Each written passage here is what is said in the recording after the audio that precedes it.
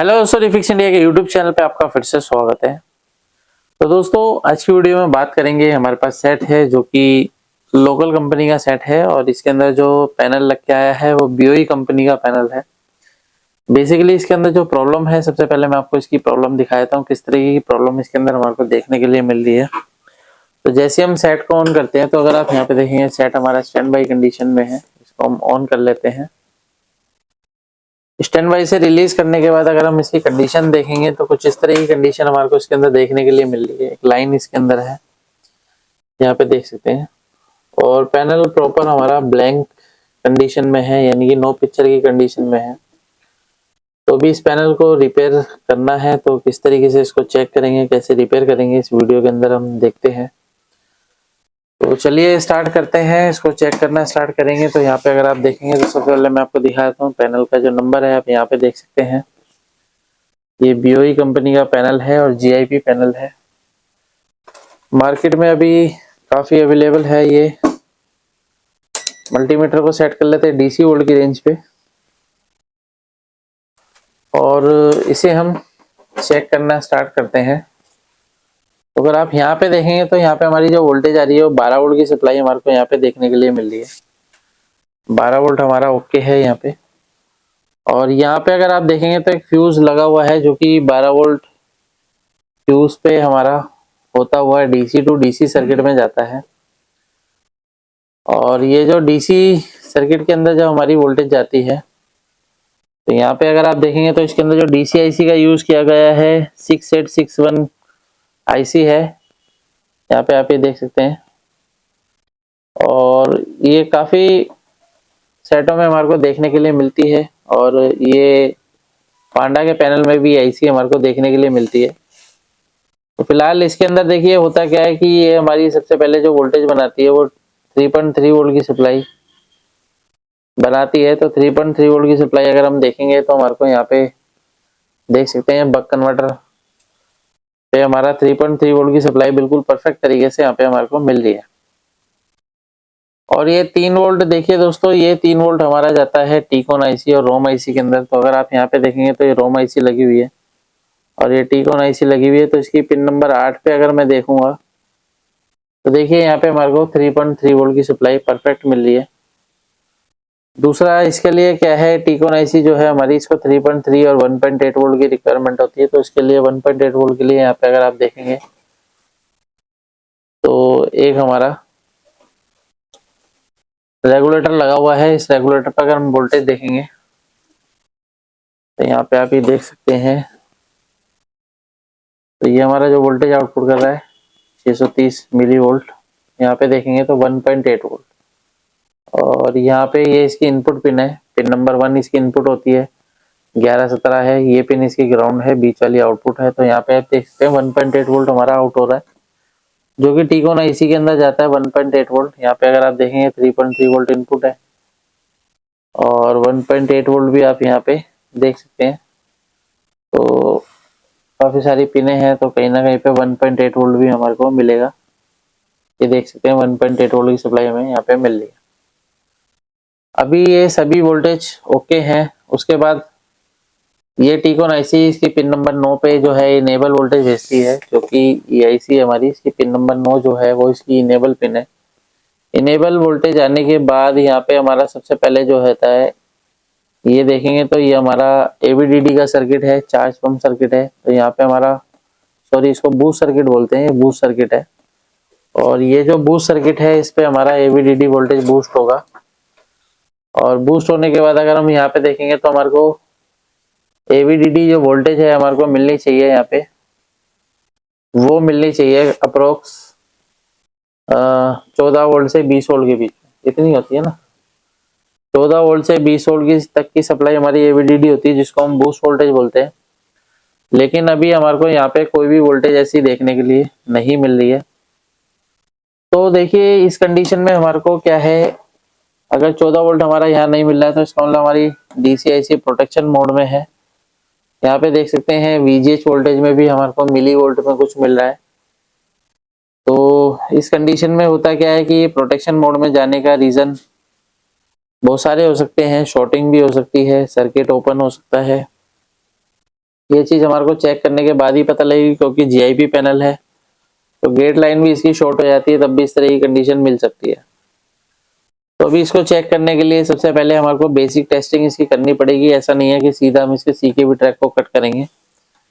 तो कभी भी आपके पास इस तरीके के सेट आते हैं या पैनल आते हैं रिपेयर होने के लिए, तो पहले आपको जनरल टेस्टिंग करनी जरूरी होती है। सीधा सीकेबी ट्रैक इसका जरूरी नहीं है खराब हो।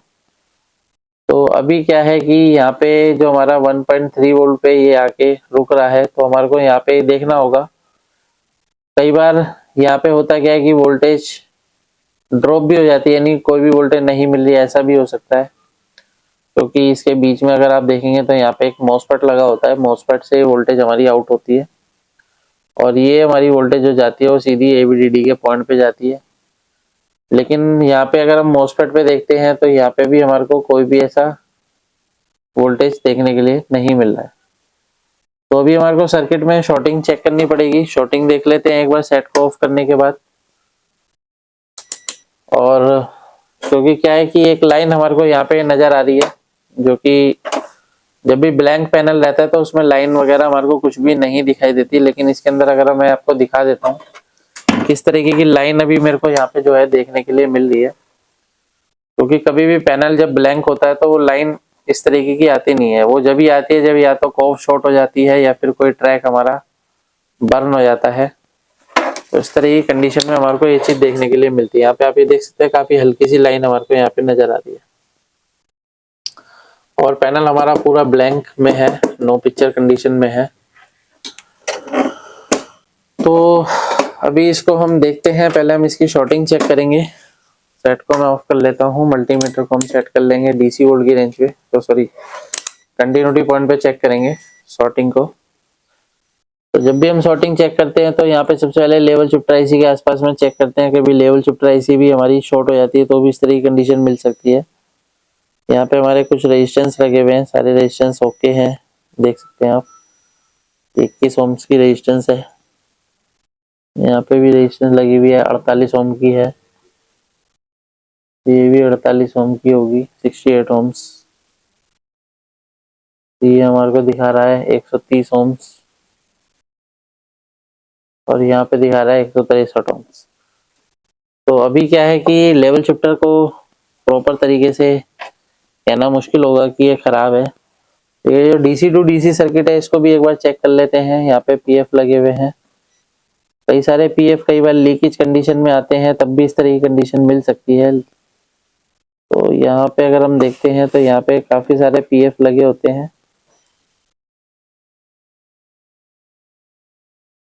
ओके है ये भी। तो यहाँ पर डायोड लगे हुए हैं, तो एक बार डायोड को भी चेक कर लेते हैं। डायोड को चेक करने का प्रोसेस डायोड मोड पे होता है। तो यहाँ पे अगर हम इसको चेक करते हैं तो देखिए हमारे को 296 वैल्यू दिखा रहा है और यहाँ से अगर हम चेक करते हैं तो ये भी 296 के अराउंड आना चाहिए। ये भी ओके है डायोड। इस डायोड को चेक करते हैं। यहाँ पे जो डायोड है हमारा 296 है और दूसरा डायोड भी इसके अंदर का अगर हम चेक करते हैं तो यहाँ पे अगर आप देखेंगे 296 है, यानी कि ये डायोड भी हमारा परफेक्ट है। सभी डायोड ओके हैं, सभी पीएफ। यहाँ पे शॉर्टिंग तो दिखाई नहीं दे रही है इसमें। यहाँ पे अगर आप देखेंगे तो ये सारी चीजें हमारी परफेक्ट है, ओके है। यहाँ पे देखेंगे तो एक कॉइल लगी हुई है, ये कॉइल कंटिन्यूटी देती है यानी कि ओके है। एक कॉइल यहाँ पे लगी हुई है और अगर देखेंगे तो एक कॉइल यहाँ पे भी लगी हुई है। ये कॉइल देखिए अभी तक हमारे को कंटिन्यूटी नहीं दे रही है। यहाँ पे आप ये देख सकते हैं ये कॉइल कंटिन्यूटी नहीं दे रही है। तो ये कॉइल कंटिन्यूटी नहीं दे रही है तो हो सकता है ये कॉइल हमारी ओपन है। इस कॉइल को एक बार रिप्लेस करके देखते हैं और कॉइल को रिप्लेस करने के बाद देखेंगे क्या कंडीशन बनेगी पैनल की। कॉइल हम यहाँ से ले सकते हैं, इस पीसीबी में भी कॉइल का यूज किया जाता है। तो अगर आप यहाँ पे देखेंगे तो कुछ कॉइल यहाँ पे लगी हुई है। हमारी कॉइल ओके है, दोनों कॉइल। किसी भी कॉइल का यूज हम कर सकते हैं यहाँ पे।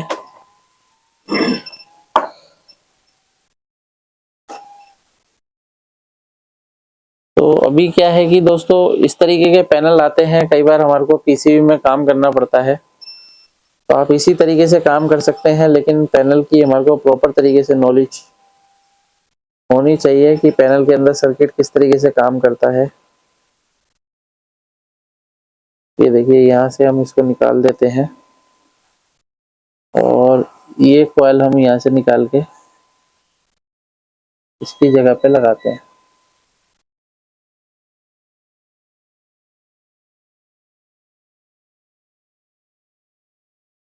तो ये कॉइल मैंने यहाँ पे लगा दी है। कॉइल अगर हम चेक कर लेते हैं एक बार कॉइल की क्या कंडीशन है। कॉइल हमारी बीप दे रही है, तो यहाँ पे जो कॉइल है ये हमारी बीप नहीं दे रही है, इसका मतलब ये कॉइल हमारी खराब है। वैसे आजकल मार्केट में कॉइल टेस्टर भी अवेलेबल है, लेकिन हमारे को इतनी ज़रूरत इसकी पड़ती नहीं है। मोबाइल फ़ोन के सर्किट में ज़्यादातर इसकी ज़रूरत पड़ती है, क्योंकि उसमें सर्किट छोटे होते हैं। तो अगर अब हम इसका सेट ऑन करके एक बार चेक कर लेते हैं। यहाँ पे अगर हम देखेंगे तो मल्टीमीटर को सेट कर लेते हैं DC वोल्ट की रेंज पे, और सेट को ऑन करेंगे और फिर से इसकी वोल्टेज एक बार चेक करते हैं ABDD क्या कंडीशन है। यहाँ पे देखेंगे तो ABDD हमारा बिल्कुल परफेक्ट तरीके से ओके बन रहा है, ABDD ओके है। VGH वोल्टेज देखते हैं तो VGH वोल्टेज हमारा 29 वोल्ट ओके है। VGL वोल्टेज अगर हम इसके अंदर देखेंगे तो यहाँ पे हमारा VGL है, -7 वोल्ट की सप्लाई हमारी परफेक्ट बन रही है। तो ये पैनल की एक बार कंडीशन देख लेते हैं, क्या कंडीशन है पैनल की।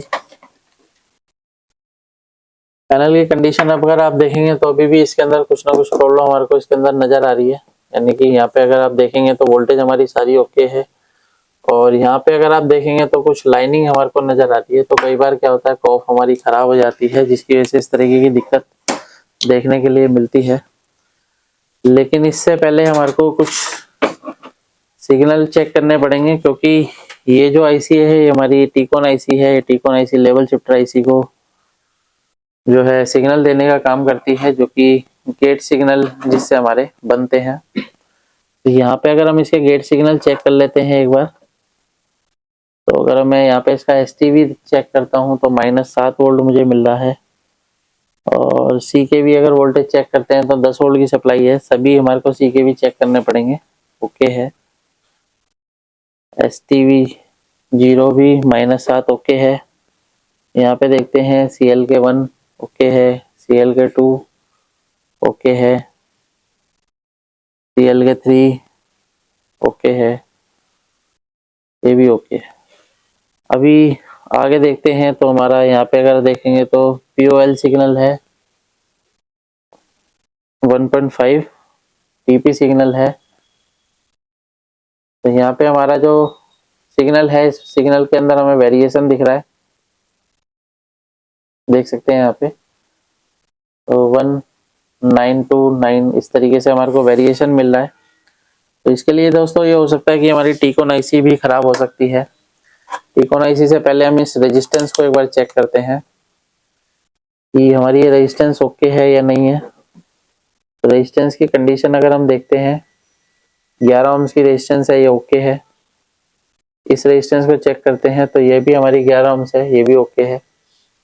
एक बार टीकॉन आईसी को रीसोल्ड मार के देखेंगे और उसके बाद देखते हैं क्या कंडीशन मिलती है। कई बार टीकॉन आईसी भी खराब हो जाती है, क्योंकि अभी क्या है DC टू DC सर्किट हमारा बिल्कुल परफेक्ट है, जो कि हमारी सारी वोल्टेज ओके बना रहा है। तो एक बार हम यहाँ से इसको एक बार रीसोल्ड करके देखेंगे और उसके बाद देखेंगे क्या कंडीशन मिलेगी, क्योंकि वहाँ पे सिग्नल पे वेरिएशन हमारे को नहीं मिलना चाहिए।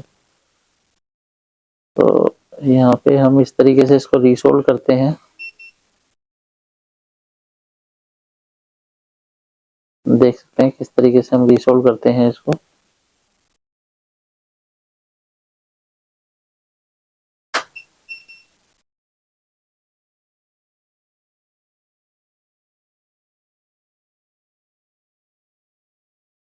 तो दोस्तों अगर आपके पास भी इस तरीके के पैनल आते हैं और रिपेयर करने में प्रॉब्लम आती है, तो आप हमारी ट्रेनिंग को ज्वाइन कर सकते हैं।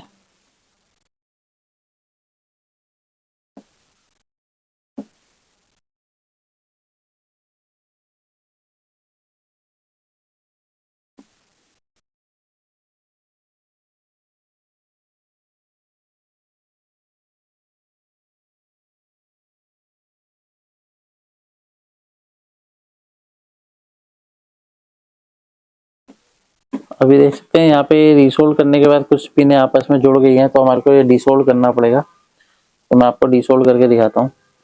तो यहाँ पे हम इसको डिसोल्ड कर लेते हैं इस तरीके से।